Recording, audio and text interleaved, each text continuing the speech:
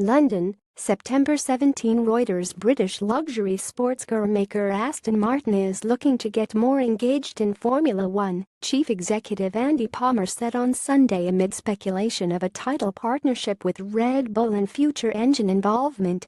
"We want to be more involved in the sport," Palmer told Britain's Channel 4 television while attending the Singapore Grand Prix. "We're currently studying the 2021 engine. If we get a reasonable regulation that brings down the cost of the engine, Aston would like to be involved in the engine," added the Briton. "And then of course we'd like to be involved a little more next season and then join the dots. But it really depends on what happens with the engine regs." Red Bull and Aston Martin have an existing relationship, with the team's race cars carrying branding for the marque since last year. Top designer Adrian Newey, whose Renault-powered Red Bull race cars won 4 successive drivers and constructors titles between 2013, has worked with Aston Martin on the AMRB 001 Valkyrie hypercar.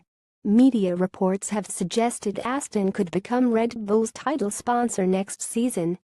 Former Nissan executive Palmer was a key figure in negotiating just such a previous deal for the Japanese manufacturer's Infiniti brand, which has now gone to the Renault Works team to partner Red Bull.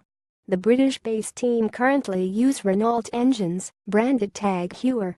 Formula One, under new management since US-based Liberty Media took over in January, and the governing FIA are looking at what sort of unit will power the series once the current agreement expires in 2020.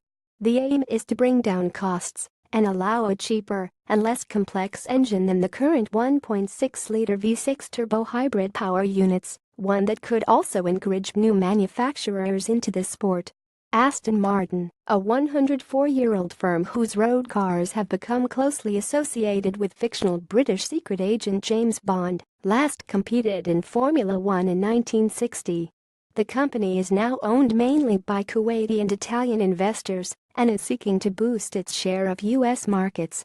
Last month, Aston reported its first half-yearly profit in almost a decade, and it expects full-year volumes to rise by around a third to roughly 5,000 cars. Editing by Claire Fallon, Standards Thomson Reuters Trust Principles.